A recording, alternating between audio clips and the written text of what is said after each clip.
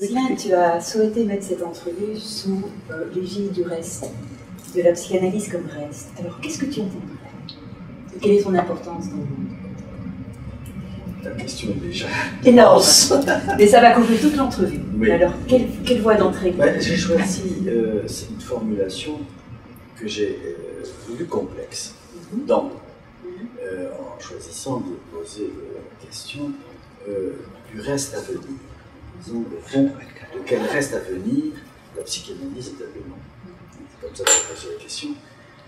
Il me semble que c'est très très important actuellement d'abord d'avoir une pensée complexe par rapport à un simplisme conceptuel formidable, mais c'était aussi pour interroger d'une part le fait que qu'est-ce qu'il en est de la psychanalyse comme reste, de quel reste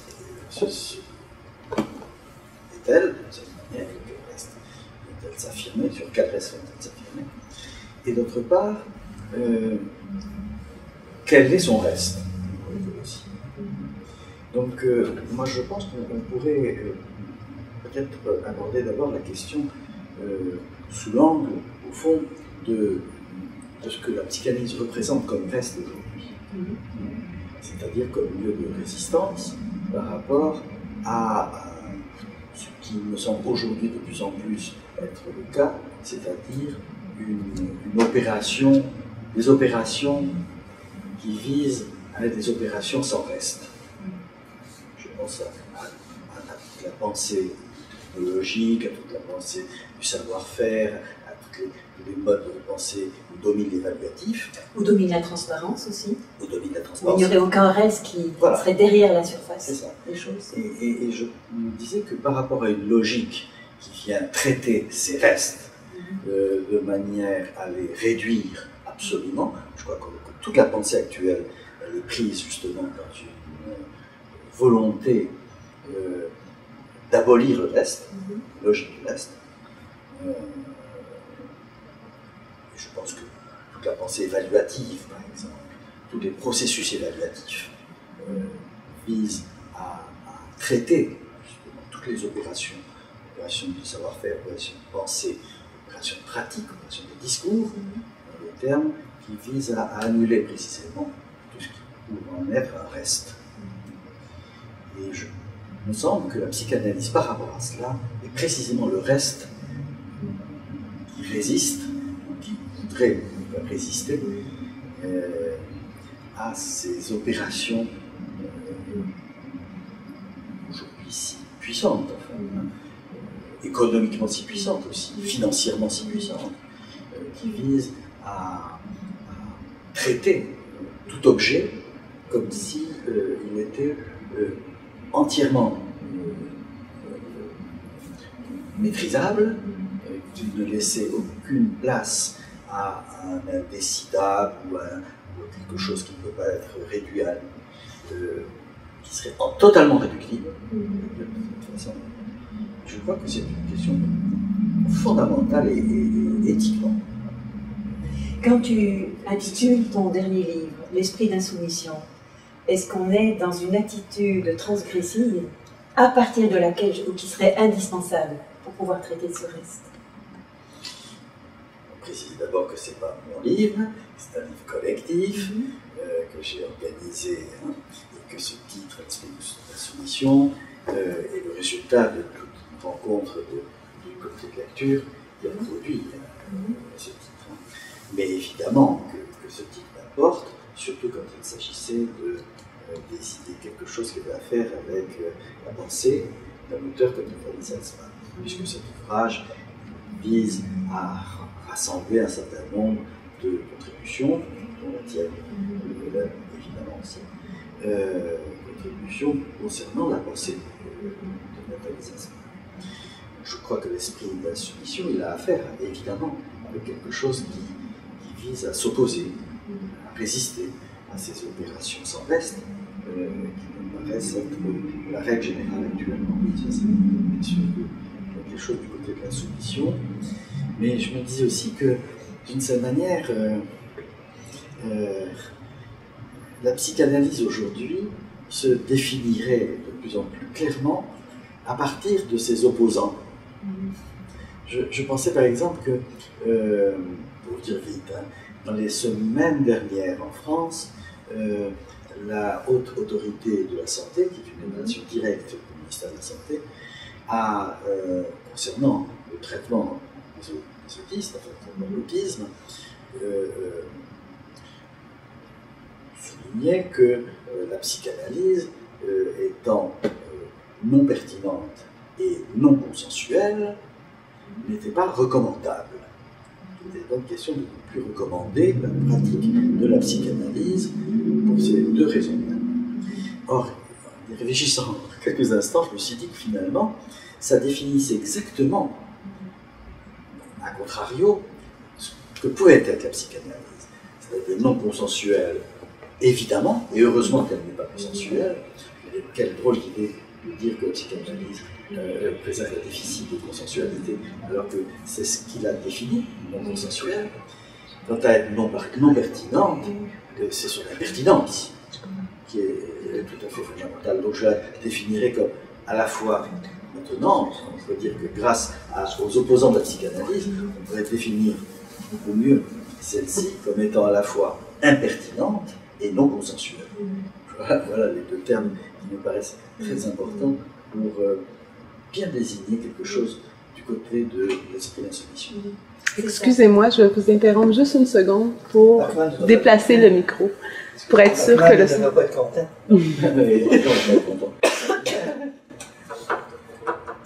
Ok. Super. Vous pouvez continuer, je suis désolée, pour être sûr que le son soit... Un autre aspect de cette problématique-là est la tendance, pas une tendance, c'est l'orientation qui était fermement ici décidée par toute l'organisation des services de santé, je dirais, de soumettre l'exercice de la psychothérapie à certaines règles. C'est-à-dire qu'il y a un essai, je dirais, d'encadrer la psychanalyse comme psychothérapie et donc de lui imposer un certain nombre de règles qui viennent du dehors d'elle. Alors dans ce contexte-là, quelle est la marge de jeu dont dispose la psychanalyse et quelles sont les limites sur lesquelles elle ne peut pas céder? Ah oui, précisément, enfin, moi je crois que le risque aujourd'hui, c'est de faire de la psychanalyse une thérapie de plus, dans un arsenal qui viserait, je ne sais pas pour rien que j'utilise le terme d'arsenal, un arsenal de traitement qui vise justement à faire de la souffrance humaine, un autre objet à réduire, lui aussi, et à traiter dans une maîtrise complète, justement, de ce qu'il pourrait signifier, dans une annulation précisément du sens de ce qu'il pourrait porter. Donc, je crois que là, il y a quelque chose que la psychanalyse doit, me semble, soutenir, qui peut-être, probablement, a renoncé à un certain nombre d'enjeux de désir de reconnaissance. Parce qu'après tout, si, je crois que c'est la question la plus importante, si la psychanalyse est amenée à retrouver une certaine manière de subversivité originaire, après tout, peut-être que c'est le sens qui est le plus important aujourd'hui et qu'elle a à défendre, et certainement pas dans un désir de réassimilation ou de reconnaissance éperdue à l'égard des autres formes que propose la société dans le traitement de la souffrance. Ça me fait penser à ce qu'écrivait Nathalie Salzman de la guérison psychanalytique comme un travail de culture, qui s'opère nécessairement au niveau individuel et collectif. Et il me semble qu'une des forces, une des originalités principales de ta pensée, c'est d'avoir noué ensemble cet intérêt et ce questionnement qui porte sur ce qui est en jeu dans la scène collective, sur la scène collective, et en même temps ce qui est en jeu dans les psychés les plus singulières. Alors, pourrais-tu nous parler un peu de la façon dont tu articules, je dirais, ce double niveau, et peut-être à partir de l'autre livre récent que tu as écrit, qui a ce titre tellement énigmatique, à la fois fascinant et troublant, qui s'appelle L'ivresse du pire, et où je pense tu effectues un nouage vraiment de cette réflexion sur le collectif et sur ce que tu observes dans ta clinique. Alors, comment est-ce que ça fonctionne, ça? On pourrait le prendre par différents bouts, hein, mais je pense que je réfléchissais à cette question du pire actuellement, et je me demandais si au fond le pire, c'était pas cette opération qui se voulait annulatrice du reste, qui est si importante actuellement. Sous l'égide de l'un, comme je l'ai écrit à oui, sous l'égide de l'un, et sous l'égide d'une uniformisation et de la pensée, des pratiques et des modes d'approche de la question de la souffrance en tant qu'elle est la condition même de la subjectivité. Je crois que c'est tout à fait important à relever. Donc, sur la question de comment travailler à la fois le singulier et le collectif, moi il me semble que c'est là une des conditions. Moi, on ne peut plus actuellement traiter la question d'une souffrance singulière sans la réinsérer dans l'histoire de l'ensemble. Et je rappellerai quand même que toute l'œuvre de Nathalie Salzman a pris ses sources dans une réflexion à partir de l'histoire des camps, de l'histoire de l'horreur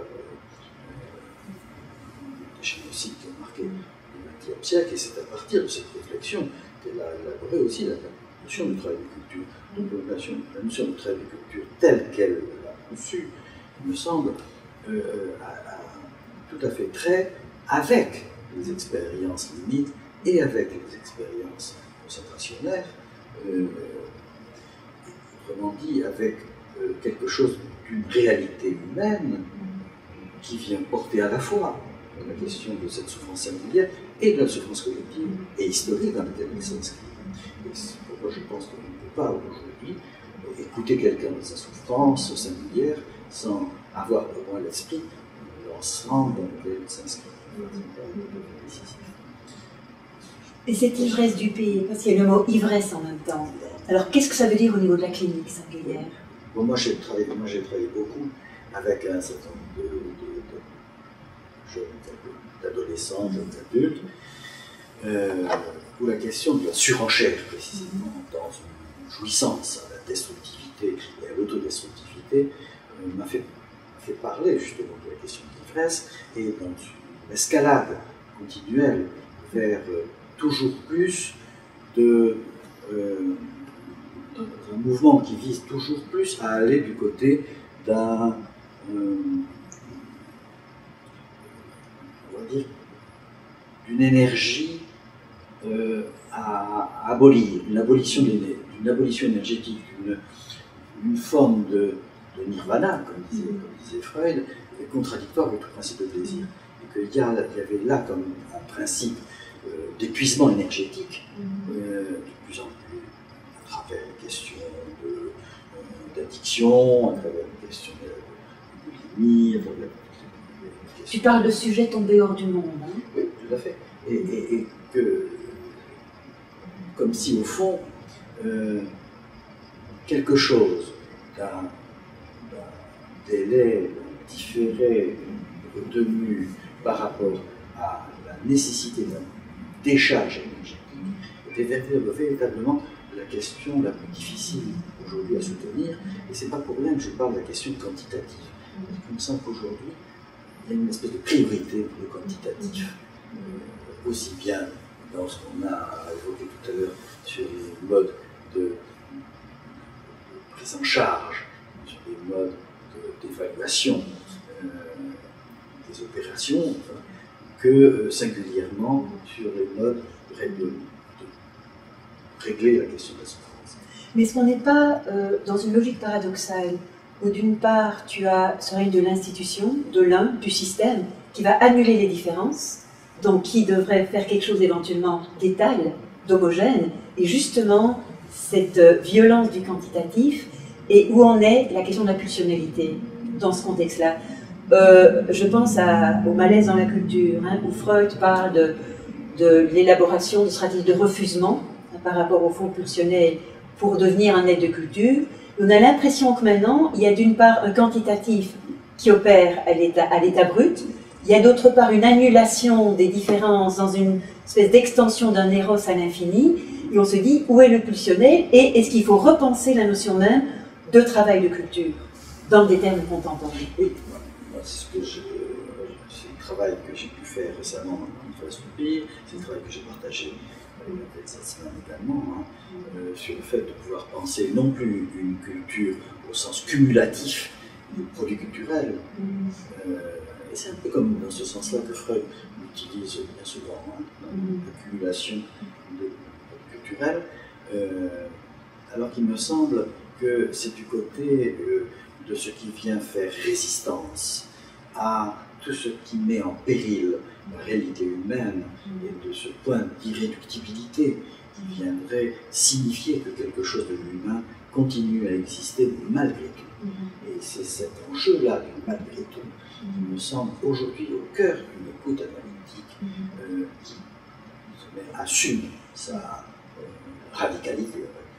Donc quelque chose de ce point de résistance qui a été mis en péril gravement, évidemment, dans ce que je disais, dans ce qui s'est la catastrophe du XXe siècle. C'est ça. Et là, un autre intérêt de ta pensée, c'est que Nathalie Salzman, d'autres psychanalystes également, sont beaucoup penchés sur les camps. Mais toi, tu as à la fois gardé cet intérêt pour les camps, mais tu l'as élargi ou déplacé en introduisant Hiroshima, Nagasaki, qui sont d'autres catastrophes de ce qui a été fait à l'humain, et tu parles dans un de tes textes récents de l'importance d'avoir une optique transtraumatique. Alors, par rapport à la fixation sur un point qui serait une sorte d'acmé de la violence, et tu dis non, il faut regarder un transtraumatique. Pourrais-tu nous en parler un peu plus? Ça me paraît très important pour essayer de demeurer ouvert à ce qui se passe dans le contemporain aussi, et pas juste ce qui s'est passé dans les années 40. Tout à fait. D'une part, et pour défixer, je dirais, quelque chose qui justement, d'une certaine manière, devient un point d'irréductibilité du trauma, également, qui vient faire effet de colle, de collage désubjectif dans le désastre. Et que la question du transtraumatique, je la posais beaucoup plus au plan du contre-transfert.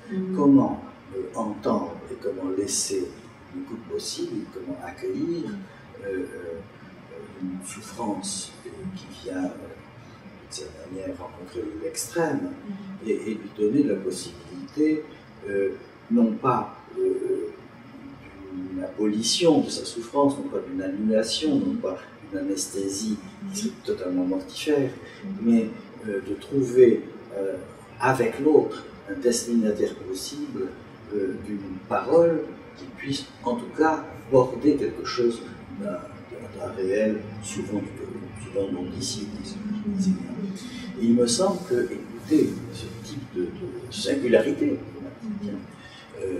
dans sa fixation même ne peut, d'une certaine manière, déjouer quelque chose de l'enjeu qui est là, que sous condition que l'analyste puisse lui aussi, d'une certaine manière, mettre à l'œuvre quelque chose de ses propres extrêmes, de ses propres confins, de là où il a fréquenté cette question des confins.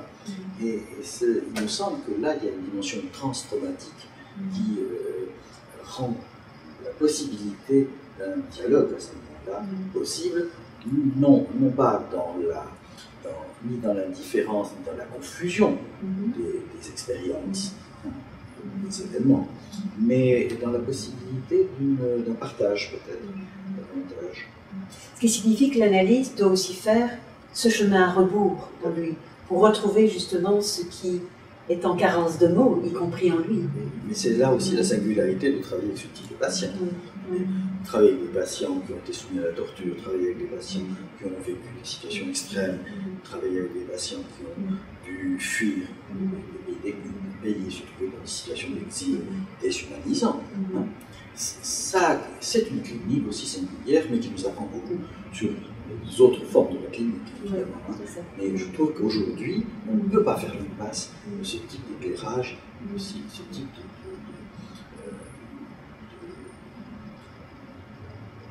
d'incandescence, si on peut dire, d'acmé même, pour approcher la question de la souffrance. Là, cette singularité, nous avons à tenir compte des contextes très très particuliers dans lesquels nous travaillons.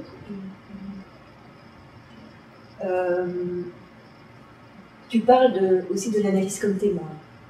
Alors comment jouerait, et dans quel sens témoin? Témoin de quoi? Parce qu'il ne peut pas ratifier que quelque chose a lieu dans la réalité, mais comment joue cette fonction de témoin de l'analyste qui va permettre à quelque chose de prendre place dans une parole adressée? Et voilà, c'est ça, tu as dit exactement le mot, c'est-à-dire témoin d'une adresse.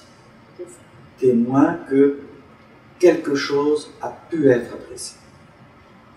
On va pouvoir être adressé, alors que c'était resté sans adresse. Voilà, c'est exactement ça que je voulais dire. Oui. Il y a quelque chose quand même qui, dans l'expérience, enfin du moins dans l'événement, qui n'est pas encore devenu une expérience, dans cet événement, se singularise par la non-adresse, par le fait qu'il n'y a pas de destinataire à une parole quelconque qui chercherait à en dire quelque chose. Et que ce que le sujet vient chercher auprès de l'analyste, c'est que précisément, il puisse entendre à travers l'inarticulé d'écrit, à travers le silence, le mutisme, le gel des affects, puisse entendre quelque chose qui lui soit adressé. C'est-à-dire construire une adresse. Construire une adresse ne va pas de soi du tout. Que ça demande du temps, que ça demande une façon de créer une écoute qui vienne permettre un habitat possible, un premier habitat possible, un premier abri à ce qui n'a pas eu d'abri, à ce qui n'a pas été abri. Et je crois que construire dans l'oreille de l'analyste un premier abri fait partie de cette dimension du témoignage. Tu as parlé de la différence entre un événement qui a eu lieu, traumatique, et une expérience. C'est ça. Est-ce que tu pourrais nous parler un peu plus de... Parce que ça me paraît essentiel dans l'impact de transformation de ce qui se passe dans l'analyse. Moi, je dirais qu'un événement, c'est encore, on va dire, ce qui n'a pas eu de lieu psychique pour exister. On pourrait dire d'une certaine manière que l'événement n'a pas eu d'existence pour la réalité psychique. Freud nous dit quand même que la réalité, c'est d'abord la réalité psychique, avant d'être la réalité matérielle, avant d'être la réalité historique, d'abord la réalité psychique. Et c'est parce qu'elle devient réalité psychique, c'est-à-dire matériau psychique, que la réalité matérielle et la réalité historique peuvent être prises en compte. Autrement dit, pour que l'événement puisse commencer à se transformer en matière psychique, c'est-à-dire en un lieu psychique pour exister, je crois que c'est toute la question de ce que je viens de dire sur la possibilité de fabriquer un premier abri à un événement qui n'a pas encore eu de lieu pour commencer à exister. L'expérience, je termine, l'expérience, c'est précisément la transformation de l'événement en matière psychique. C'est-à-dire que ce qui fait l'expérience, c'est la transformation de l'événement qui n'a pas eu de lieu psychique en matière psychique. En t'écoutant, je me demande si on ne pourrait pas dire la même chose au niveau collectif. Donc, je pense au nombre d'années qu'il a fallu avant qu'on commence à repenser aux questions des camps d'extermination. Mais c'est venu quand même maintenant, sans doute parce qu'on se sentait quand même tous plus ou moins concernés par ce qui avait eu lieu. Je pense au fait que ce qui s'est passé à Hiroshima et Nagasaki n'a pas trouvé de lieu psychique, pour moi, dans notre culture. Et il y a donc là quelque chose où cette temporalité est également en jeu, me semble-t-il, sur la scène collective. Oui, c'est d'autant plus vrai que ce sont des moments où la question du franchissement inédit par le nucléaire, et le nucléaire dans sa dimension catastrophique et dans sa dimension humaine, c'est-à-dire qu'il ne s'agit pas d'un accident, mais il s'agit d'une volonté humaine d'utiliser le nucléaire, ce qui fait toute la différence, a été vraiment du côté s'inscrit comme un événement inédit qui a ouvert l'ère nucléaire complètement. L'ère nucléaire contemporaine s'ouvre sous le signe d'Hiroshima et Nagasaki.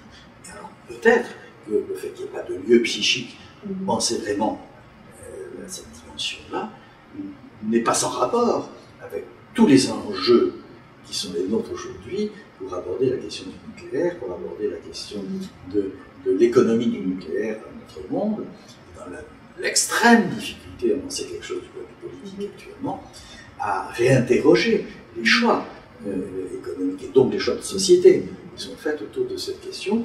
Fukushima en est l'exemple le plus évident, c'est l'impossibilité de parler de Fukushima aujourd'hui est quelque chose d'exemplaire et qui signe complètement ce que tu dis sur le fait qu'il n'y a pas eu encore de psychique pour penser les franchissements nucléaires inédits. Où là, en fait, ce qui est en jeu, et tu le dis dans ton livre L'ivresse du pire, c'est une possibilité d'extermination qui porterait sur l'ensemble de l'humanité. Or, on n'arrive pas à la penser, cette possibilité-là. Voilà, alors il y a le fait qu'on n'arrive pas à la penser parce qu'elle touche une dimension de l'humanité qui est en effet probablement du côté de l'impensable, de l'irreprésentable. Je pense que c'est tout à fait ça. Hein. Mais je pense aussi en même temps, en parlant, qu'il y a une telle conjonction avec les pouvoirs politiques et économiques aujourd'hui qui fait que cette question, pour d'autres raisons, se trouve de plus en plus difficile à aborder et que c'est vrai qu'on a du mal à penser la surenchère qui nous tétanise d'une autre manière, singulièrement. Hein. Ça, c'est des questions politiques et collectives. Mais je me disais qu'aussi il y avait une certaine dimension traumatique qui a un effet de sidération pour la pensée. Je crois que la question d'Hiroshima, Nagasaki et les possibles franchissements à venir ont des effets de paralysie de la pensée qui vraiment nous prendre ces modes de traitement dont je parlais tout à l'heure, de comment habiter un tel lieu, comment faire que ce lieu soit habitable, même on pourrait dire que peut-être que les issues aujourd'hui en passent par l'écriture, en passent par le travail des écrivains. Je suis très sensible au travail des écrivains japonais sur cette question, mais pas seulement. Hein. Probablement que ça en passe par là, probablement que ça en passe par l'art, probablement que ça en passe par la possibilité de transformer au moins les bords de ce trou en matière psychique où l'art est convoqué de façon tout à fait fondamentale et le travail créatif enfin, autour de cette question.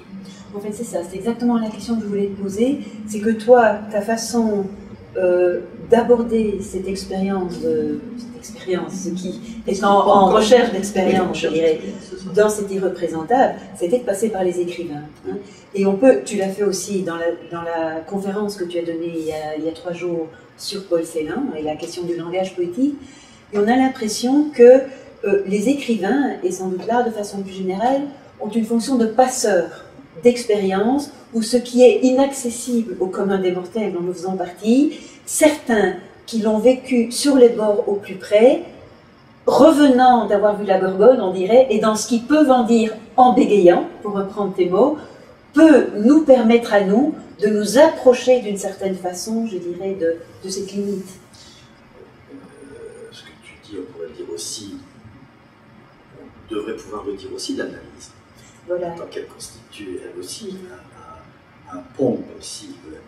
Je pensais à un texte que je t'avais envoyé sur Coetzee, un texte de Coetzee qui introduit Elisabeth Costello, son livre qu'il a écrit en 1999, où il dit de sa manière la nécessité pour ouvrir, pour faire une ouverture, c'est-à-dire pour passer, comme il dit, de là où on est, c'est-à-dire nulle part, là où on est, c'est-à-dire nulle part, à ailleurs.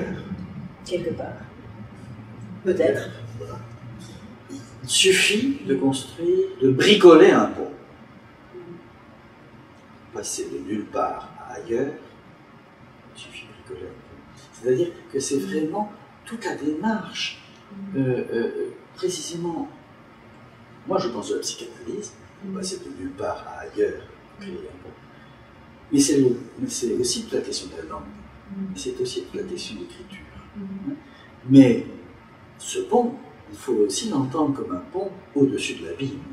C'est-à-dire que nous parlons toujours au-dessus de l'abîme, que nous sommes toujours au bord de la question de l'abîme. C'est ce que dit Kafka à propos du pont de bois, sa nouvelle pont de bois. Hein, où l'homme est un pont, il fait de son corps un pont, tendu d'une rive à l'autre, et c'est sur son dos que passent les gens.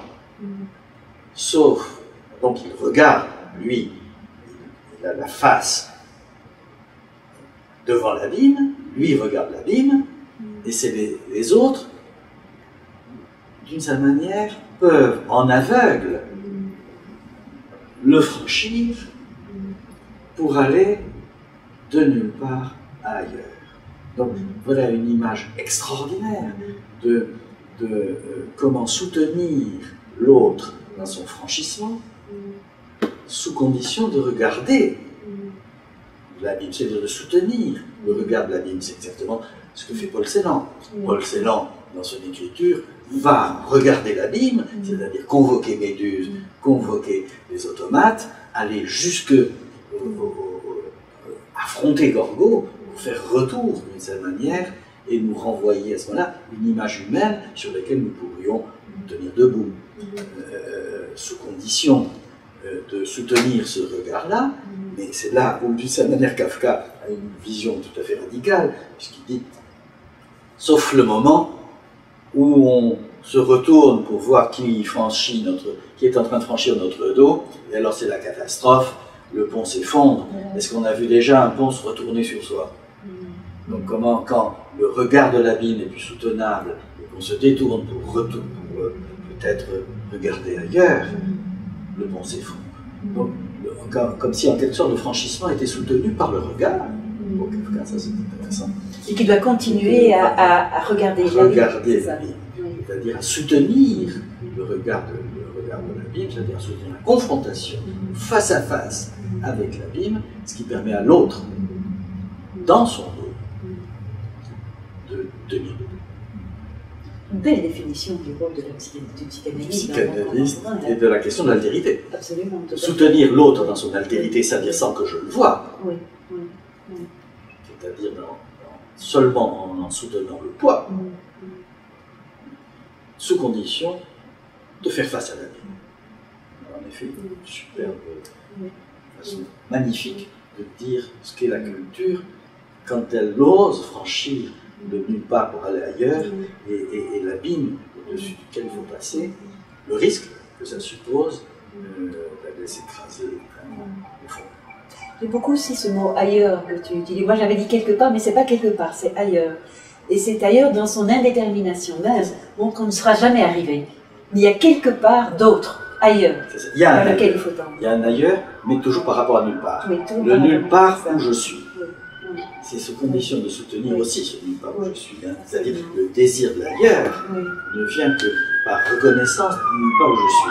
Et je crois que là, d'une certaine manière, on approche quelque chose de l'engagement dans la situation analytique.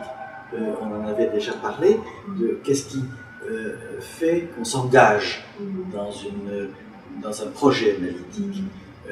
Moi, je crois qu'on s'engage dans un projet analytique. D'abord, on ne s'engage pas seul, on s'engage si l'autre s'engage, donc il y a un co-engagement nécessaire, mais on s'engage aussi réciproquement dans une position asymétrique, exactement comme dans le pont de Kafka. C'est-à-dire, je m'engage dans un désir de quitter le nulle part où je suis, donc de reconnaître ce nulle part pour le désir d'ailleurs, sous condition que, d'une certaine manière, à l'aveugle, je franchisse le pont, en sachant que vous, mon analyste, vous allez, pendant ce temps, soutenir le face-à-face avec l'abîme. L'abîme en moi, l'abîme en vous, l'abîme en vous. Alors c'est peut-être une des façons d'exprimer le malaise contemporain, c'est qu'on croit y être. Hein, tu parles de la science comme prétention à tout savoir, on parle de la transparence, on parle de l'un, donc on croit avoir établi des bases extrêmement solides dans la réalité, et quand on est sur ces bases-là, on est quelque part, donc il n'y a pas d'ailleurs qui compte vraiment, où l'ailleurs est l'ennemi, l'ailleurs est l'hostile. Hein? Tout à fait, c'est-à-dire que là où je suis n'est plus le nulle part. Oui. Il est revendiqué au contraire, comme je sais où je suis, dans une espèce de certitude, point de certitude, d'affirmation identitaire, qui fait que l'autre est toujours renvoyé à ce moment-là à ce nulle part aussi. C'est l'autre qui est renvoyé. Mais c'est un nulle part qui n'est plus porteur du mouvement vers l'ailleurs, mais qui est un nulle part où l'autre choix. On parlait de la différence entre un reste et un rebut, là il devient rebut, il devient déchet. Il devient rebut, il n'est plus le reste qui fait résistance, qui fait Kulturarbeit, qui fait travail de culture, qui fait point d'irréductible. Il est en effet du côté du déchet, plus, de la fécalisation du sujet, enfin, un effondrement. C'est pour ça que je pense qu'il y a une dimension mélancolique, je le soutiens aussi, potentialité mélancolique, on va dire, du sujet contemporain, toujours menacé de cet effondrement dans une espèce de fécalisation de sa subjectivité à la hauteur du grandiose du projet qui nous est proposé, à savoir cette maîtrise absolue et sans reste de l'opération, qui serait d'une certaine manière traiter un humain sans reste.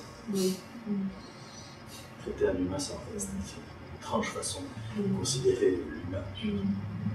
Je me demande jusqu'où doit aller, pas la psychanalyse, mais le psychanalyste, hein, dans son engagement. Tu dis engagement, demande, hein, pour entrer dans une psychanalyse, jusqu'où doit aller son engagement par rapport aux enjeux du monde contemporain, comme personne, hein. Est-ce que, bon, il ne peut pas s'intéresser à tout, autrement ce sera opposé à un projet grandiose, un autre projet grandiose, il ne peut pas s'en désintéresser non plus, il ne peut pas l'aborder sous l'angle d'un savoir d'expert qui dirait à l'autre, de son lieu psychanalytique supérieur, quelle serait sa vérité, c'est pas ça. Alors comment penser, est-il nécessaire que le psychanalyste s'engage par rapport aux enjeux du monde contemporain, je pense aux nouvelles procréations. Il y a tellement de choses en changement, on a l'impression que nos théories psychanalytiques sont tellement en retard par rapport à ça. On n'arrive pas telles qu'elles sont formulées généralement. Alors comment ne pas prendre une optique sociologique qui dit, ben voilà les nouvelles formes de famille, ça ne conduit nulle part pour nous, mais comment rester articulé sur ces enjeux et en faire une matière qui nous pousse vers l'avant, sans dénier sa position de psychanalyste, qui n'est pas sociologue, qui n'est pas anthropologue, mais qui quand même est concerné par ces enjeux.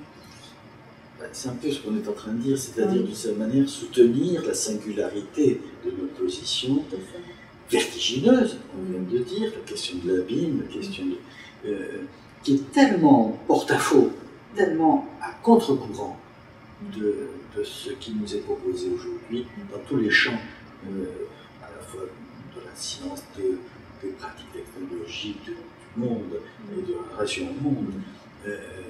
Moi, je crois que c'est à partir de notre position singulière qu'on peut essayer d'en dire quelque chose, de notre éthique également, d'une éthique du risque, d'une éthique de quelque chose qui n'est jamais clos, justement, une éthique du reste. Mais d'une position singulière qui doit en même temps se sentir interpellée par ce qui se passe autour, parce que tu as des positions singulières qui travaillent dans le strict individuel et qui ne se sentent pas concernées par les enjeux de la culture. Oui, évidemment.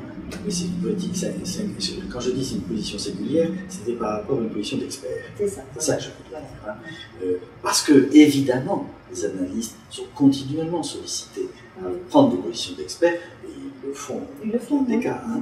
Bon. Donc, dans les positions de surplomb, dans les positions de maîtrise, précisément cette question de l'engagement dans le vertige de ce que ça suppose, dans la fabrication d'une demande, dans ce qui ne va jamais de soi. Moi, me semble parler au plus près des questions contemporaines. On a souvent parlé de la danse ensemble, on a parlé de toutes ces formes d'expression gestuelle du corps, tellement vrai aujourd'hui dans la culture des marges, dans les cultures que proposent actuellement les banlieues, que proposent des cultures qui ne sont pas reconnues officiellement. Moi, je pense que la psychanalyse, d'une certaine manière, a peut-être accepté une position de marge, surtout actuellement, qu'elle a renoncé à un désir de reconnaissance éperdu, qu'elle a pu avoir à certains moments, qu'elle peut avoir à certains moments aussi, que certaines institutions peuvent revendiquer.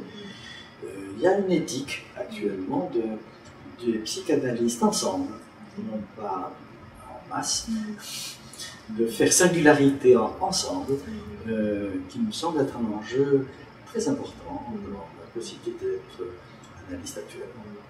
Ça me fait associer avec un autre aspect de ce que tu as développé récemment, et que je trouve tout à fait fascinant, c'est qu'on pourrait tenter de se placer, pas dans une position d'expert, mais dans une position essentiellement dénonciatrice, où on voit tout ce qui ne fonctionne pas, la bureaucratie, Et toi, tu as aussi amené la question des lucioles. Hein. Il me semble, alors je voudrais que tu l'expliques un peu plus, et ça me paraît essentiel à cette position de la psychanalyse sur les crêtes. Alors pourrais-tu nous en dire un peu plus, cette question des lucioles, par opposition à cette vision uniformément critique, je dirais, de tout ce qui se passe dans le monde autour de nous, comme si nous étions les seuls. Oui, oui. D'abord, c'est ça la position d'expertise. C'est ça. Absolument intenable. Je veux dire, ça, c'est pas possible, évidemment. C'est une question que j'avais abordée donc récemment. C'est vrai que la question de la psychanalyse, me semble, est d'abord autour de la question du va-et-vient, de l'alternance.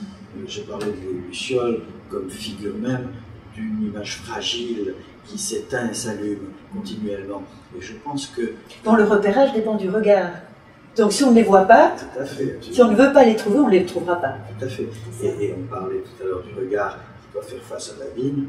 Peut-être qu'après tout, c'est là où j'ai disais ça de façon dans la possibilité de soutenir continuellement ce face-à-face avec l'abîme. Peut-être que nous avons besoin d'éclairer nos obscurités, comme disait Freud. Freud parle de nos obscurités intimes. Il dit combien il s'agit, en effet, d'essayer d'éclairer nos obscurités intimes. Ces éclairages des obscurités intimes, ça peut se faire seulement par ces éclairages d'intermittence, d'alternance, d'obscurité claire. On parlait par exemple de la question des bords, le fait que, il me semble de plus en plus que la psychanalyse a pensé la question des bords. À travailler la question des bords, que quand on va voir un analyste, c'est pour essayer aussi que ses propres bords soient fréquentables. Ils sont absolument infréquentables. Et ces bords ne sont fréquentables que par alternance, que par ces mouvements d'éclairage. Et en luciole, évidemment, on ne peut jamais affronter la question, au fond, de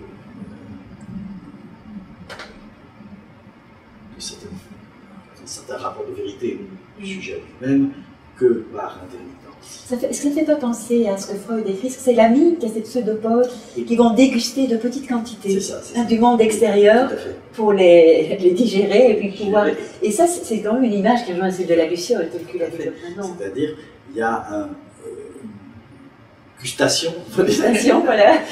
un goût, une façon de goûter l'autre, de goûter l'extériorité, de goûter la réalité extérieure, mais de goûter l'altérité de l'autre. Voilà, c'est ça. Qui s'appelle aussi le tact. Et c'est intéressant que ce soit ces mots dans ces deux sens. Hein. Voilà. Et je crois que les analystes qui nous ont précédés ont beaucoup travaillé cette question du tact. Je trouve qu'on ne la réinvestit pas suffisamment, c'est-à-dire cette façon de toucher l'altérité de l'autre, mais avec cette subtilité qui fait que tu dis, ces pseudopodes qui viennent goûter l'altérité, par l'extériorité, mais je préfère parler d'altérité, parce que cette figure des pseudopodes et de la cellule, c'est la figure du narcissisme, enfin, me paraît un peu trop, justement, dans un modèle, ce modèle unicellulaire d'un protoplasme cellulaire fermé sur lui-même, et défensivement et hostilement, ou défensivement confronté à l'hostile du monde, il le toucherait le pseudopodes en se retirant au plus vite.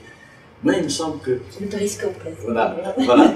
Et je trouve qu'on peut utiliser l'image freudienne tout à fait autrement en l'utilisant sur le mode d'aller goûter l'altérité de l'autre. Et on n'est plus du tout dans cette position d'un narcissisme défensif, mais au contraire de quelque chose qui vient définir les conditions d'ouverture à l'altérité. Ou ce serait un autre aspect de la contribution de la psychanalyse au travail de culture, qui serait, à travers ces palpations légères, de réintroduire une attention à l'altérité interne aux sociétés, pas juste extérieure, qui serait moins menaçante, mais qui justement se révélerait ou serait désignée dans son effet de relance, en fait. C'est ça. On serait plus dans le dedans-dehors, oui, dans cette espèce de dichotomie comme ça, qui d'une certaine manière ne tolère pas de gradient, qui est ou dedans ou dehors, ça. Mais qui justement vient produire un espace intermédiaire, zone intermédiaire, pour reprendre les termes winnicottiens, la question, on parlait de la frontière par exemple, la frontière entre le dedans et le dehors ne serait plus ce mur rigide, mais il pourrait être pensé en termes de porosité, poros aussi, qui ne serait plus une aporie justement, qui serait la possibilité d'un passage, une frontière comme passage, comme lieu de passage, et non plus comme lieu de définition d'identité identitaire. Mais quand je pense à ton intérêt pour les écrivains, un des premiers livres que tu as écrit, c'était sur un écrivain, sur Eugène O'Neill, je pense, c'est ça? Le premier livre que j'ai écrit, c'était sur Kafka. Tu as écrit? Ah ben ça, je dirais. Donc ça remonte à loin, c'est intéressant. Alors d'où te vient, comme psychanalyse, cet intérêt pour les écrivains, je dirais, de la limite, et que tu arrives à faire vivre et à les faire nous interpeller dans tes écrits de façon absolument remarquable. D'où est-ce que ça te vient, cet intérêt-là, qui est tellement précieux pour nous? Oui. Probablement pour ce désir de faire pont. Mon histoire personnelle est marquée aussi par la question de faire pont entre deux continents, d'une certaine manière. Des questions de franchir, et faire un franchissement qui soit possible. Probablement que les histoires de langue également m'ont amené à essayer de trouver des ponts. Et la littérature, pour moi, pas n'importe quelle littérature, certaines littératures qui viennent interpeller directement la question du franchissement, la question des seuils, la question des bords, la question des portes, des ouvertures et des fermetures, et la possibilité de négocier tout autrement cette question des limites. Moi, m'a semblé, enfin, c'est pas m'a semblé, a été la condition pour moi pour approcher aussi la psychanalyse. Et c'est probablement ce qui fait ma sensibilité aujourd'hui à une certaine forme de psychanalyse. Et ça, c'est intéressant. Donc, ce ne serait pas la psychanalyse qui t'a porté aux écrivains, mais les écrivains qui t'ont porté à la psychanalyse de par le creusement qu'ils font dans la subjectivité et dans ses bords. Oui, pour moi, c'est tout à fait évident. C'est passionnant, ça. Tout à fait évident que ce n'est pas le biais de certains écrivains que la psychanalyse a pu représenter à ce moment-là, pour moi, cet enjeu aussi fort, aussi radical, de pouvoir le formuler dans les termes que précisément leurs écritures nous permettent de formuler. Mais c'est Freud lui-même qui écrivait que les écrivains ont des intuitions que lui met des années à essayer de construire laborieusement. Je pense que le mot, c'est ça, en boitant, alors qu'il y a là quelque chose. Et c'est pour ça que je trouve toujours tellement important et utile par exemple, si on s'intéresse à d'autres sociétés et tout, de voir le regard ou l'écriture, ce que nous en disent les écrivains, à partir de leur lieu propre, pour autant que tu prennes des écrivains à la limite. Oui, tout à fait. J'ai raison que quand on parle, d'ailleurs, quand on parle de la question de la culture, malaise de la culture, il y a un vrai problème. De quelle culture on parle? On prend malaise à la culture, cette question n'est jamais interrogée. De quelle culture on parle? Manifestement, Freud, dans malaise à la culture, parle de la culture dominante, occidentale, européenne. Alors que, justement, toute cette pluralité des cultures, leur diversité, leur altérisation continuelle les unes aux autres, qui nous interroge énormément, nous qui recevons aujourd'hui de plus en plus de gens qui viennent nous voir de tous les horizons, de tous les franchissements, de toutes les langues. Très intéressant de savoir comment, par exemple, quelqu'un vient faire son analyse dans une langue qui est la langue de l'ailleurs, justement. Je trouve que touche là des conditions sine qua non, surtout ne pas le faire dans la langue de l'origine, surtout le faire dans la langue de l'ailleurs, c'est-à-dire d'emblée, la question du pont, elle est interpellée.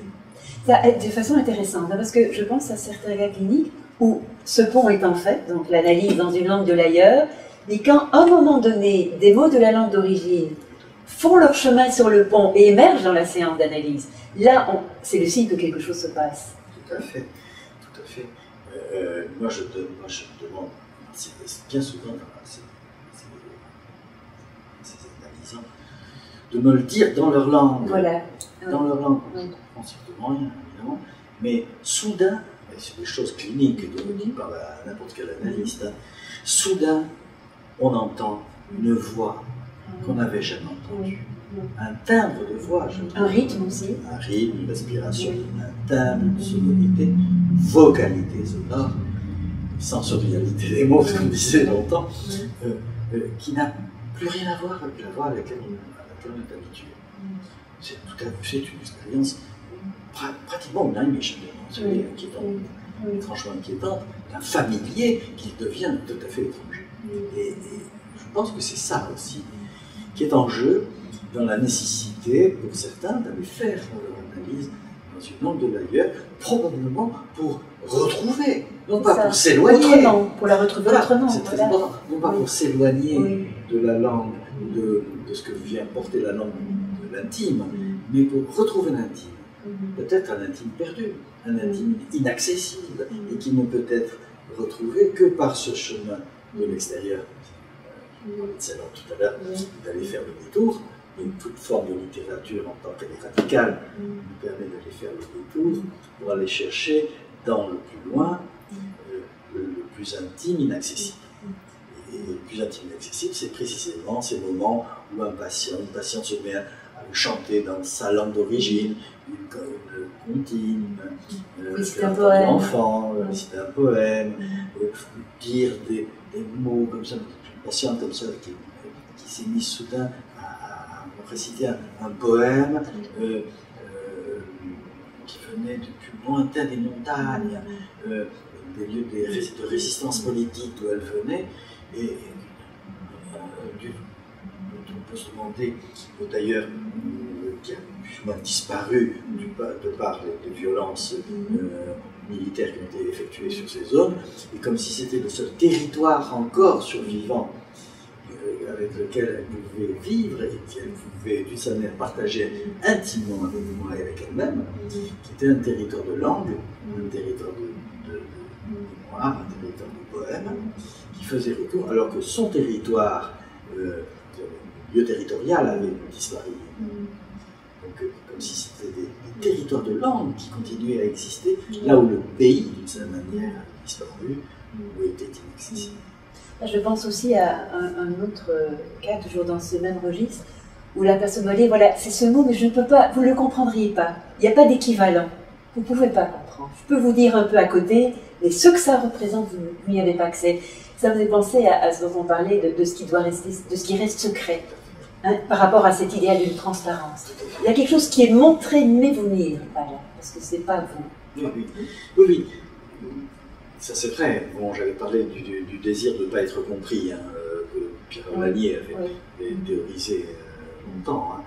Mais il me semble que ça va plus loin, que le désir de ne pas être compris. Il y a quelque chose d'un aura du mot. D'une aura qui n'est pas traduisible. L'aura n'est pas traduisible. L'aura n'est pas traduisible.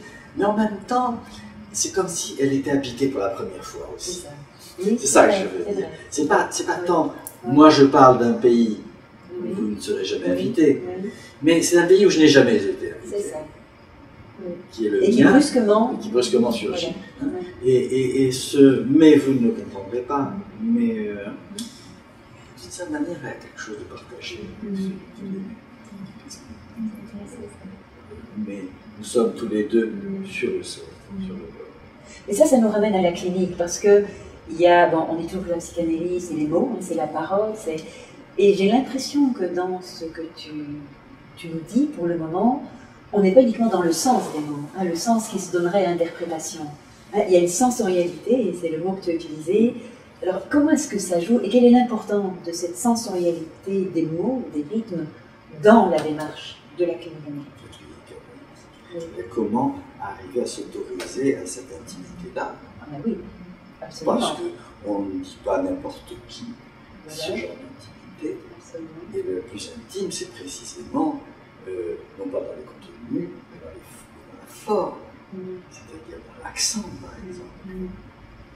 L'accent, qui peut être un peu éradiqué, qui soudain surgit. Parfois, il faut beaucoup de confiance à l'autre pour faire surgir une certaine musicalité des mots, un accent des mots, qui parle de plus intime. Le découvrir déjà pour soi-même. C'est ça. Le découvrir pour soi-même. Il y a là un partage qui justement pose la question de l'engagement.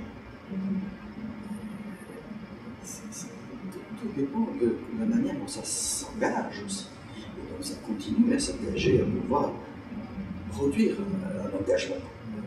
C'est pour ça que je disais que la demande n'était jamais avant-goût. Et comme on semble représenter la demande d'analyse, elle n'est jamais a priori. Je suis de plus en plus convaincu, à partir de mon expérience, que la demande se construit, qu'il s'agit de la pensée après coup, que parfois cette demande elle devient un peu plus énonçable à la fin de l'analyse, et jamais avant. Qu'il s'agit peut-être de repenser la question des temporalités, qui sont toutes différentes de nos temporalités linéaires à lesquelles on s'y accrochait. Oh, c'est très intéressant parce que je pense à certaines façons de travailler la psychanalyse où tu vas évaluer la demande en 1 ou 2 séances et puis après ça tu vas décider si c'est une demande d'analyse ou pas, ce qui m'a toujours semblé aberrant. Parce que c'est dans le cours de ce qui va se mettre en place que quelque chose va émerger. Comment tu veux le savoir au point de départ? Bien sûr, et que ça se fabrique à deux. Mais voilà. Et que la demande se fabrique à deux. C'est pour ça que je suis tout à fait d'accord. Il y a eu un certain moment où on a pensé la psychanalyse comme ça, avec les séances préliminaires, la décision, l'engagement dans le dispositif, etc. Moi qui me parlais depuis longtemps déjà, je travaillais ça avec les gens que j'ai en contrôle, en psychiatrie souvent aussi, cette question elle est désidéalisée. Souvent on porte ça avec des idéaux, des modèles théoriques et pratiques qui nous empêchent de penser complètement, et qu'il s'agit de se libérer de ces modèles et de ces idées. Oui, et qui dépendent d'une sorte de prix gris à partir de laquelle on essaierait d'interpréter la singularité, ce qui est tout à fait paradoxal. Ce qui pose aussi la question de l'interprétation et de là d'où elle est élaborée, d'où elle est pensée, d'où elle est énoncée. Il y a une certaine façon d'objectiver la pratique analytique et l'interprétation analytique elle-même sur le mode de son application. Et là, on est dans la psychanalyse appliquée. La véritable psychanalyse appliquée, elle n'est pas tant dans là où on la pense, c'est-à-dire une psychanalyse qui travaillerait en tissage avec l'art, l'écriture, etc. Moi, je pense qu'elle est souvent à l'intérieur même de la pratique analytique. Elle est appliquée au sens de son objectivité, de son extériorité la plus forte. Moi, je pense au contraire que l'interprétation doit être appliquée. Elle est d'abord surprise. Et je dis que la première des choses, c'est qu'elle est surprise pour celui qui l'énonce, avant même qu'elle soit surprise pour celui à laquelle elle se destine. L'analyste surpris. C'est la condition même, je crois, de l'adresse d'une interprétation. Faut-il encore s'autoriser à être surpris par sa propre interprétation, qui survient dans ses œufs, avec une espèce d'effet de surprise, d'où ça vient, même avec quelle vocalité elle s'exprime parfois, surprenant, avec quelle voix elle s'exprime. Et je pense que c'est à cette condition qu'elle a un effet d'implication, d'adresse. Est-ce qu'on peut penser que c'est intellectuel pour la dimension poétique du langage dans l'analyse, la sensorialité de l'expression verbale aussi, de ce qui se passe là, et c'est aussi lié au fait que le travail de la cure ne va pas juste constituer à reconstruire une histoire, mais à justement rejoindre le pulsionnel infantile, et donc ce qui par définition est hors histoire, et lui refaire des voies de dégagement. Est-ce que tu pourrais dire quelque chose comme ça? C'est intéressant ce que tu dis, c'est-à-dire la possibilité d'un repoussement. Voilà. Hein, c'est-à-dire la possibilité que ça vienne faire effet de repoussement vers les lointains, et parfois, c'est ça qui me semble le plus intéressant, vers l'impersonnel.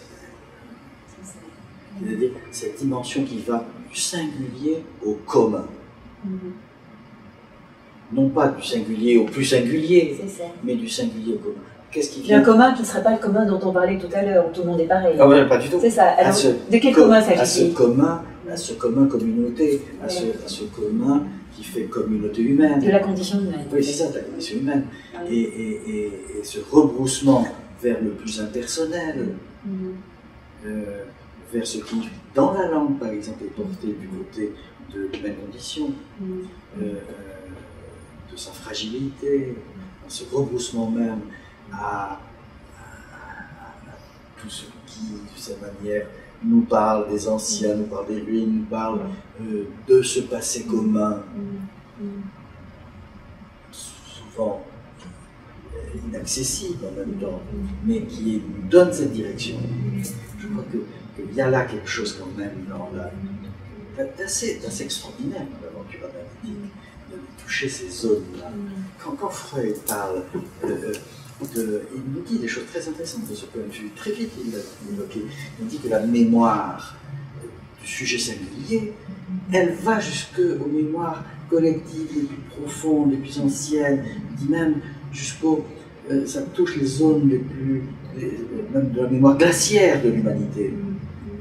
Il n'hésite pas à aller jusque-là. C'est extraordinaire qu'il ait pu penser que la mémoire des individus pouvait trouver ses ombiliques en direction des zones les plus anciennes de l'humanité, de la planète elle-même, d'aller chercher du côté du minéral, c'est évidemment le principe de plaisir, mais qui viennent nous chercher aussi du côté de l'histoire glaciaire de notre planète, enfin des choses comme ça, c'est-à-dire que une dimension de l'histoire. Quand Freud dit à la fin de sa vie, cette formule extraordinaire, psyché est étendue, ne le sait pas. Psyché est étendue, ne le sait pas. Elle est étendue, ça veut dire qu'elle est étendue dans toutes les directions. Elle est psyché singulière, ne le sait pas. Elle a cette méconnaissance d'elle-même, cette non-connaissance d'elle-même, de ses propres directions. Dans le temps, dans l'espace, dans la psyché des autres. C'est ce qui fait que, d'une certaine manière, aller chercher dans la littérature, c'est aller chercher dans les psychés autres, les psychés qui nous voisinent, après tout, l'extension, l'étendue d'une psyché qui traverse. Donc le commun, il est la psyché commune. Il est du côté de ces espaces ou de ces temps sans limite d'une certaine manière, puisqu'ils sont anhistoriques. Anhistoriques, mais aussi au-delà des frontières, puisqu'ils vont chercher dans les psychés des autres. L'extension, je parlais des pseudopodes tout à l'heure, mais ça va même plus loin que les pseudopodes. N'est-ce pas ? On est largement au-delà de cette figure de la cellule et de ces pseudopodes. On est, et ça c'est la fin de sa vie, psyché est étendue, ne le sait pas. Cette étendue-là, sans limite et sans sa propre auto-représentation, a quelque chose de tout à fait vertigineux, moi qui me semble au cœur même de l'expérience. Alors c'est vertigineux, passionnant et dangereux.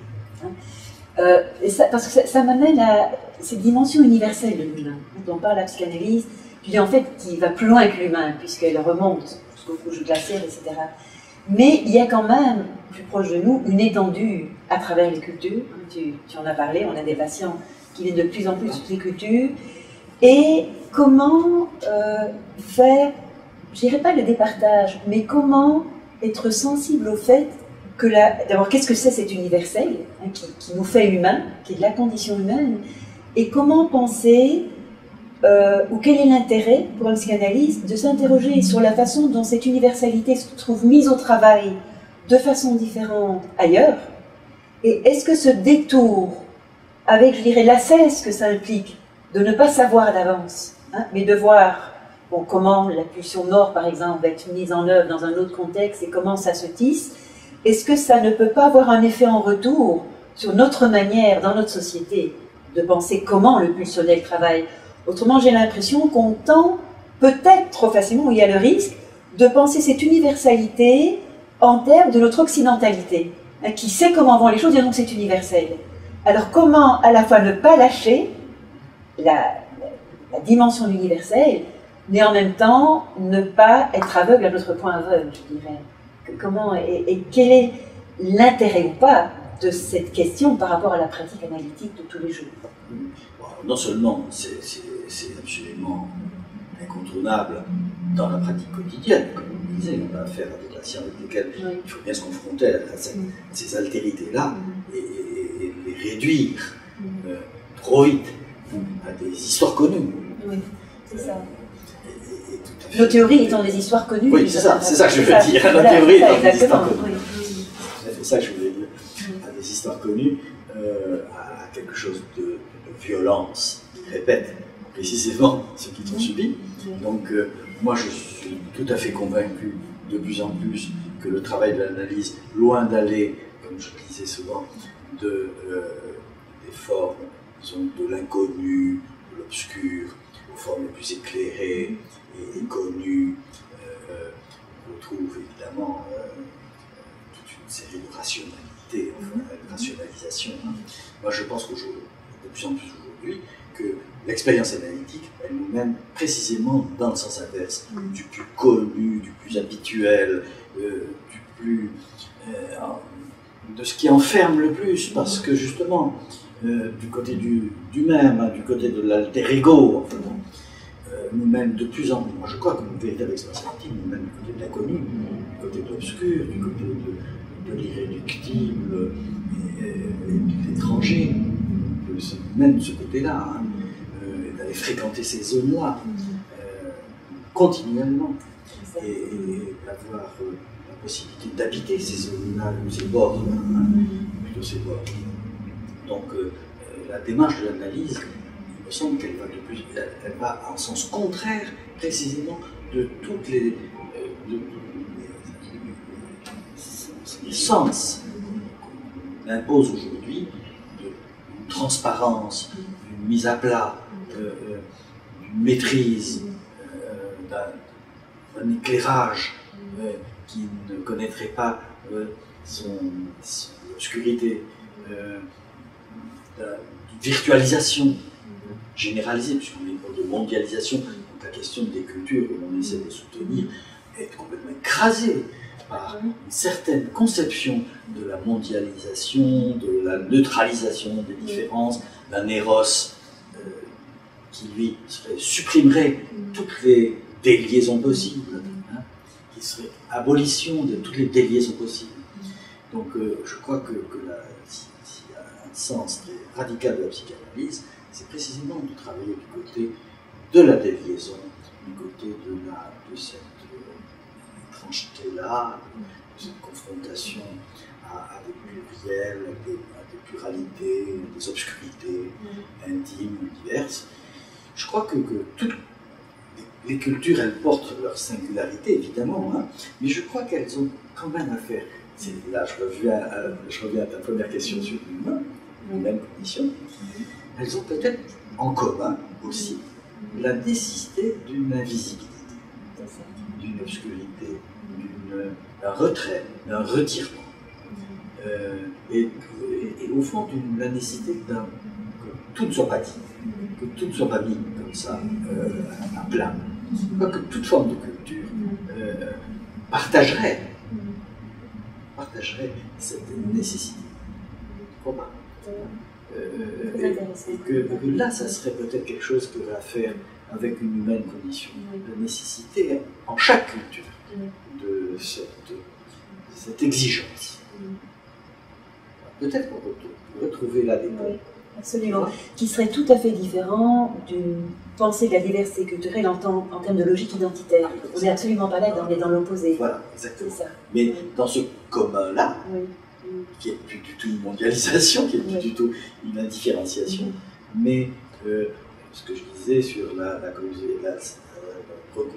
faire ensemble, faire de nos singularités un ensemble, mais il y a quelque chose qui va plus loin, dans la possibilité de soutenir dans chaque culture cette exigence, qui est l'exigence même de l'humain.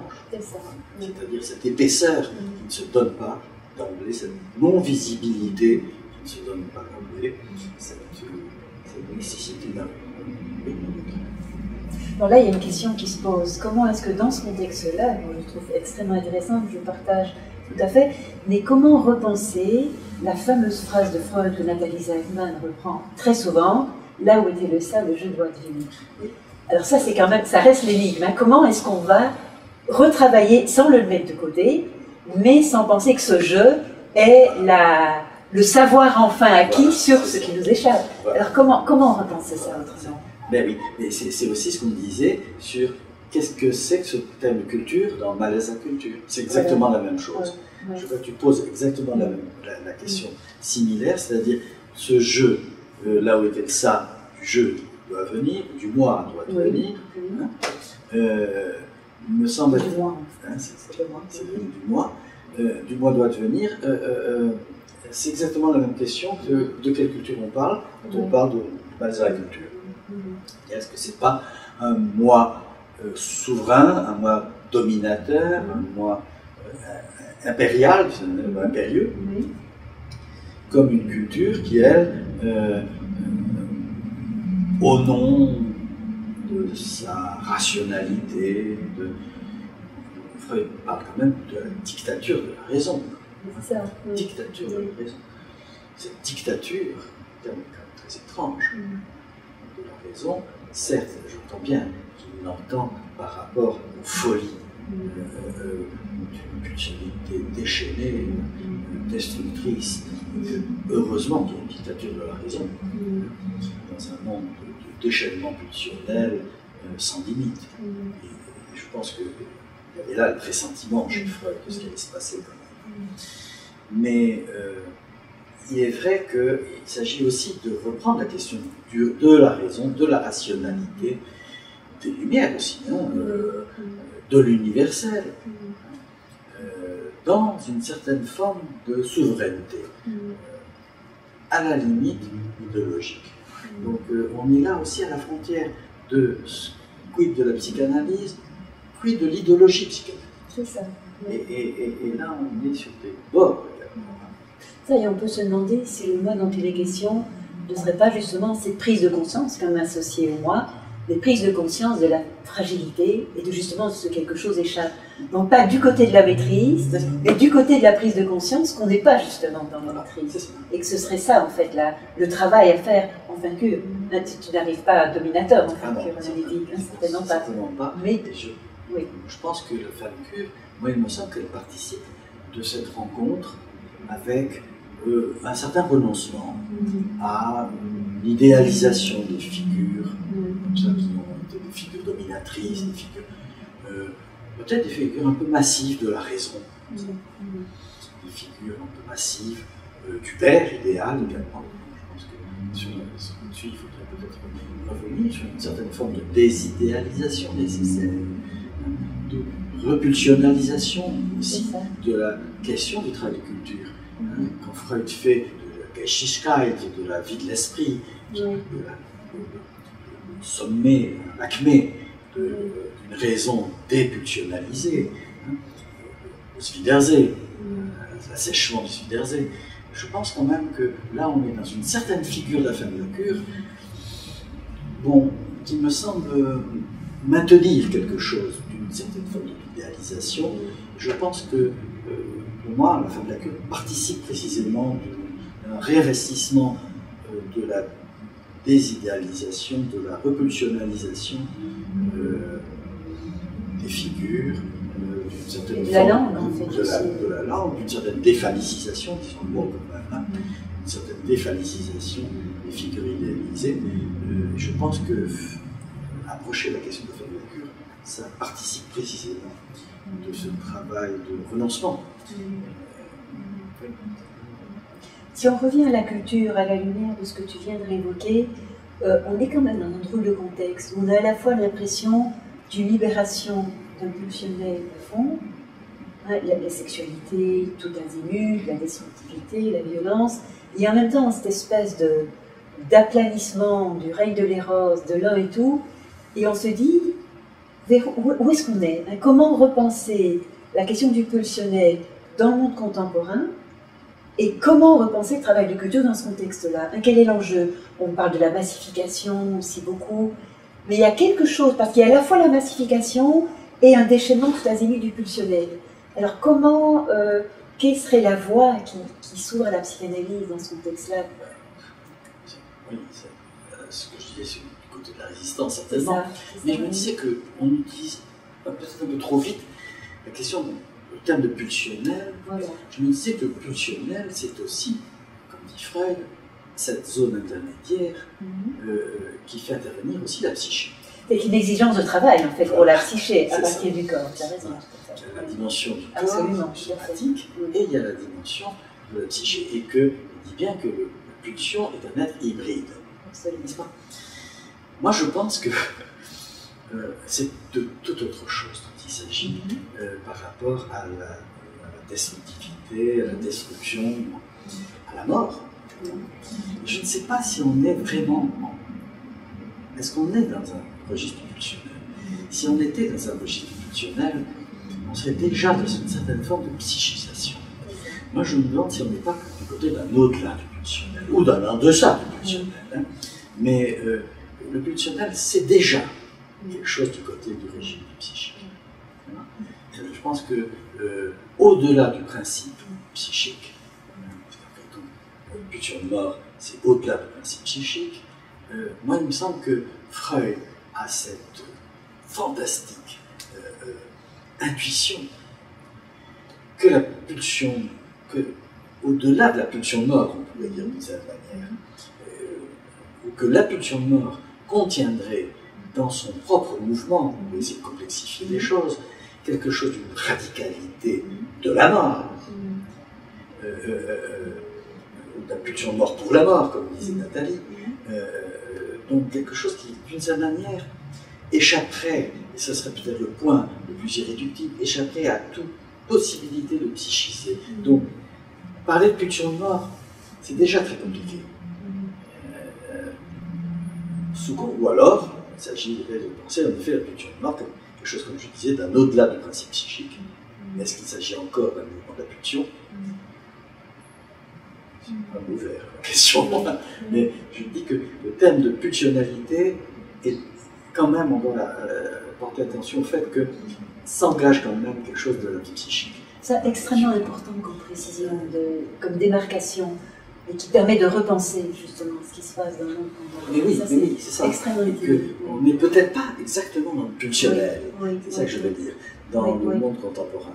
Je veux dire qu'on soit dans, par exemple, je parlais beaucoup aussi de la virtualisation, le monde de la virtualisation. La virtualisation, comment est-elle investie par le pulsionnel? Question. Est-ce que, évidemment que la virtualisation, le virtuel n'est pas le fantasmatique. Comment situer n'est pas l'actuel non plus. Mais est-ce que tu dirais quand même, parce qu'en effet, il y a d'un côté le virtuel n'est pas le fantasmatique, mais est-ce qu'on ne peut pas imaginer, il me semble qu'on le voit dans la clinique, des patients qui utilisent le virtuel dans un sens de fantasmatisation. Donc tu as les deux aspects. En soi, c'est quelque chose de déshumanisant, enfin de réalisant, mais tu as quand même ces jeux possibles. Tout à fait raison, c'est vrai, tout à fait raison. L'utilisation, le réinvestissement, on va dire le réinvestissement par le fantasme, du registre de la réalité virtuelle, la virtualisation de la réalité plutôt. Voilà, dans les meilleurs des cas. Absolument, dans les meilleurs des cas, ce qui n'est pas toujours le cas. C'est ça que je veux dire. Dans les meilleurs des cas, ça, c'est vrai. Il se fait que, et c'est la question que je me posais, un excès du virtuel dévitalise pour recours à la possibilité d'une repulsionnalisation fantasmatique de l'objet. Et qu'il y a certainement dans la virtualité, dans la virtualisation de la réalité, quelque chose de singulier. Moi, je pense qu'on ne connaît pas encore suffisamment, parce qu'on est dessus, mais qui me semble porter atteinte à quelque chose de fondamental dans le rapport du sujet à la réalité du monde, à soi, à l'autre et à sa vie fantasmatique. Je me demande en t'écoutant si ce que tu as dit de la sexualité par rapport à la pulsion, donc le décalage, c'est ça le décalage, ce que tu viens de dire également, dans quelle mesure, par rapport au virtuel, dans quelle mesure on ne peut pas aussi l'appliquer à ce qui se passe en regard de la mort. On a l'impression que la mort est à la fois complètement liée, tu n'as plus ces longs rituels justement de l'après-mort où on apprivoise, on enveloppe, on porte, on laisse partir, et comment tu as à la fois une négation de la mort et une présence obscène de la mort, partout sur les écrans. Et j'ai l'impression qu'on assiste à quelque chose d'un peu similaire, dont on mesure encore très mal l'impact au niveau psychique. Je suis tout à fait d'accord avec toi. Que dans la virtualisation, probablement que ça participe de cette virtualisation de la réalité, ce que tu dis. Le rapport à la mort est en train de changer. C'est-à-dire qu'il y a une déritualisation aussi de notre vie quotidienne, déritualisation de la vie collective, et que cette déritualisation alors, ouvre la voie. C'est une question que j'avais posée, toi, justement, dans tous ces domaines-là. Qu'est-ce qu'il en est d'une société qui se déritualise complètement? Qu'est-ce qu'il en est aussi de la fonction du rituel pour venir faire bord par rapport à une activité d'une certaine manière où le mythe devient, lui, grandissant, mais un mythe dévorateur, un mythe qui n'est plus organisateur pour dire quelque chose du côté de l'origine et de l'ultime, mais c'est un mythe dévorateur et négateur du sujet humain. Une société qui se déritualiserait ne pourrait plus se protéger de certains de ces mythes pathogènes, mortifères. Bon, c'est une question absolument.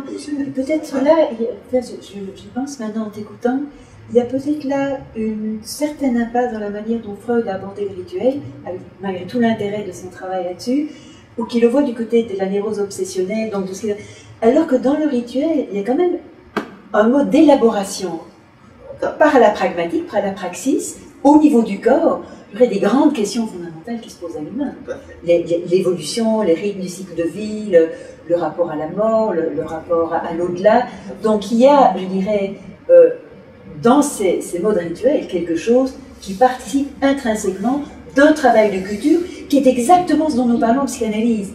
Mais dans un type de lecture du rituel, il y a une mise à distance qui nous permet plus de nous enrichir au contact d'autres modes d'élaboration rituelle de ce qu'on travaille en sciences analytiques et qui le met à l'écart, donc qui fait de l'étranger dans sa portée questionnante un rebut, quelque chose de dépassé qui ne nous interpelle pas.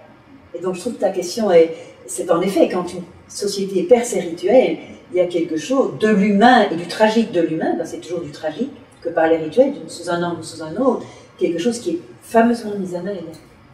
Mais au fond, je me demandais si le rituel, et c'est aussi une question que j'avais posée, c'est par rapport à la question du mythe, le rituel, est-ce que le rituel ne vient pas anticiper le mythe, ne vient-il pas, de sa manière, le préparer, mais dans un, comme explique là, la difficulté pour notre société actuelle à tolérer le rite, c'est que le rite, est-ce qu'il ne serait pas toujours quelque chose d'une émanation d'un incompréhensible? C'est-à-dire qu'il ne vient pas toujours dans un insensé, dans quelque chose qui n'a pas de sens, qui est d'abord agi, qui est d'abord un acte, avant même d'être un sens, une signification, un fantasme, un mythe, et qu'il est d'abord un geste, un moment du corps, un événement du corps collectif, mais qui n'est pas inscrit préalablement dans du sens,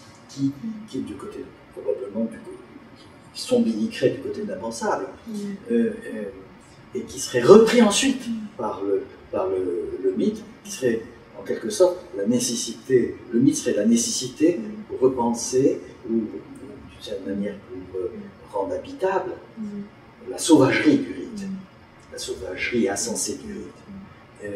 Et à ce titre, si nos sociétés sont si intolérantes au rite, est-ce qu'elles ne sont pas intolérantes précisément à cette incompréhensible du rite, au caractère irréductible et insensé du rite, à ce qui du rite ferait notre noyau le plus insensé, le plus anhistorique, le plus irréductible, le plus hors sens. C'est une question. Non, c'est une question pas facile. Hein. En fait, parce qu'il y a deux pistes qui me viennent ensemble. La première piste, c'est oui, mais pour autant que.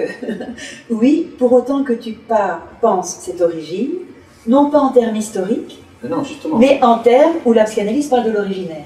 Donc, qui est continuellement au travail. C'est ça. Hein, c'est ça. Oui, c'est ça que je voulais dire. C'est ça. Et pour autant que tu le penses d'une manière sans doute plus rétroactive, parce qu'on est dans la dialectique, où quand même la forme concrète du rite actualise quelque chose qui a été mis en scène par le mythe ou par la spécificité de la culture. Donc tu as, c'est-à-dire que tu as les deux aspects. Tu as l'aspect d'émergence, voilà, mais dans la forme concrète que ça prend, il y a eu un passage par une série d'autres niveaux que ça vient rassembler dans une spécificité que prend ce rituel dans une société à un moment particulier. Donc tu as les deux. Donc tu ferais en effet une dialectique, un mouvement dialectique entre les deux.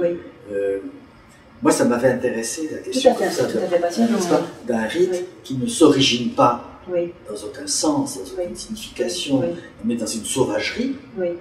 Après tout, au début est l'acte. Au début n'est pas le verbe, au début n'est pas le sens, au début est l'acte. Donc au début est l'acte, au début est le rite. C'est-à-dire dans les meilleurs des cas. On pourrait dire au début est la destruction. Puis vient le rite pour en neutraliser la potentialité folle. Mais au début, probablement, est le crime, le meurtre plutôt. Ou même plus, parce que Nathalie Sassman est une chose bien plus intéressante, elle dit au début est la destruction, puis vient la législation qui le transforme en meurtre. C'est-à-dire que la destruction n'est pas le meurtre. C'est dans un deuxième temps qu'il est possible de qualifier cette destruction de meurtre. Et c'est l'acte humain de la loi qui permet de transformer la destruction en meurtre. De légiférer quelque chose, de la sanctionner, de désigner un châtiment, etc. Donc, on peut dire aussi que la loi procède du rite. Kafka a fait toute sa littérature de la ritualité de la loi. Donc c'est aussi une forme de la ritualité que d'aménager des issues corporelles, de gestes, qui permettent de neutraliser quelque chose d'une sauvagerie originaire. Ça, je suis absolument d'accord qu'il y a un archaïque, il y a un arché au meurtre, qui est... On ne traite pas. Le meurtre, c'est déjà une prise. Voilà, déjà une prise. C'est une prise.